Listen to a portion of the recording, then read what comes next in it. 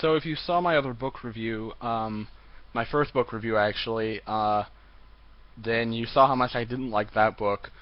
But now you're going to see how much I did like this book, The Chamber by John Grisham. I've been a fan of John Grisham for quite some time. I have not read a ton of his stuff, but I've always enjoyed his books. I haven't seen many movies based. I've only seen A Time to Kill actually. I've seen A Time to Kill. I enjoyed that movie. I enjoyed the movie quite a bit. I've read The Brethren. I've read A Painted House. I've read, I think, part of The Broker. I read about half of it. I read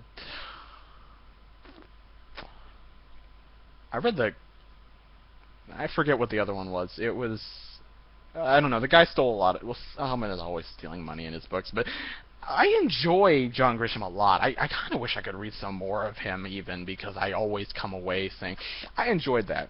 He does repeat himself a bit. You know, a lot of his stories have to do, except for A Painted House, but a lot of his stories have to do with lawyers, with money, with politics, with intrigue, with all kinds of things. Oh wait, I think I saw the Client movie. Never mind. With just like these same things repeating between politics, lawyers, the South. But he manages to keep it fresh. He creates fresh characters. He creates interesting scenarios, and he creates exciting stuff. You know, someone's not always being shot at necessarily. Like no one's shot at here. Somebody's blown. People are blown up, but nobody's shot at. But he always manages to create something interesting, in spite of the fact that he does repeat himself a bit. He uses the same tropes, but it's never tiring. I always enjoy that. I always enjoy his stuff, and this book was no exception. This might actually be my favorite John Grisham book so far. So far, I haven't read as much. I thought that was The Brethren actually, because The Brethren was such a good book, but this might be my favorite one. This might just be my favorite one. So anyway, basic plot. Sam Cahill, I think I'm saying this right, was a Mississippi man and member of the Ku Klux Klan who helped in the bombing of an office building by a prominent Jewish lawyer, and the bombing crippled the lawyer and killed his two young sons. And Sam Cahill managed to dodge prosecution for many years. He wasn't the only one there. He was actually helping. He wasn't the one who set up the bomb or the one who masterminded the whole thing. But he managed to dodge prosecution for several decades until he was finally sentenced to death. And this is the story not just of him, but of also his grandson, Adam Cahill, who has come to Mississippi to try to save his grandfather's life. Because Adam opposes the death penalty and doesn't want his grandpa to die, obviously. And that's the story is him trying to save him, but a lot of the story, though, it has to do with this family's past, just what exactly happened at the bombing, because you know what happened, but not everyone else does, so it's trying to find out evidence, trying to protect Sam, trying to keep him alive, but also discovering this family's past, why they were Klan members, what made Sam hate, what made them who they are today, you know, because Sam's still got a daughter alive, Adam's father committed suicide.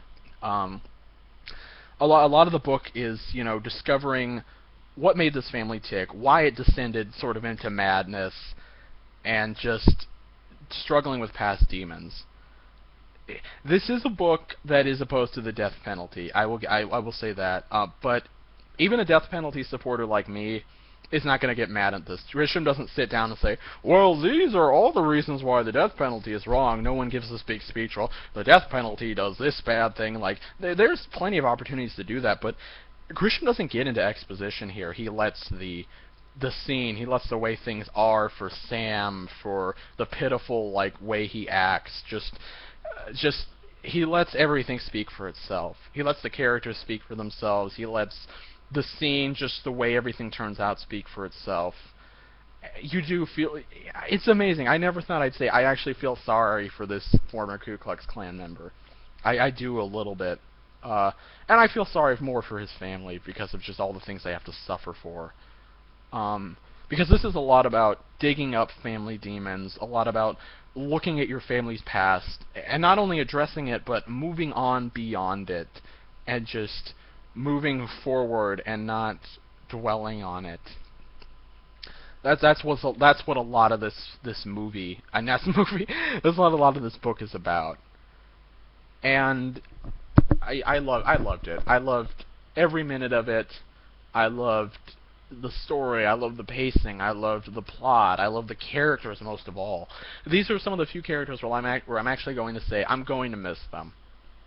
I don't say that very much in books, but I'm going to miss these characters. I'm gonna miss all of them, because there's really no need for a sequel to this. I mean, you could use characters again, but there's really no need for that. As far as we're concerned, they just ride off into the sunset, and we don't know. The rest is history. But it's a well-crafted book. The whole thing with Sam having an accomplice is kind of useless because it goes nowhere. I just want to say that if you expected that to be sort of like that, then it's not really. There's not really a sense of pressure, I don't think, here. It's supposed to be a race against the clock, but it's not one of those ones where somebody's driving to the governor's house at midnight, and like 2 minutes before midnight, and calling the gas chamber, telling him to stop right as they're about to put the needle in him. It's not one of those kinds of books. But that doesn't eliminate the power of it, just the sadness of it, and just the greatness of it. This is just a really beautiful book, I would say, and I'd recommend this. Unlike the previous book I did, I would recommend this for anybody, really. Death penalty supporters, death penalty opponents, you're all gonna love this, because this is not just about the death penalty. This is not just about lawyers or money or intrigue or politics. This is about a family and just what happened to them, and what happened to them as a consequence of hatred and intolerance and stuff like that. So yeah, The Chamber. Great book. Check it out.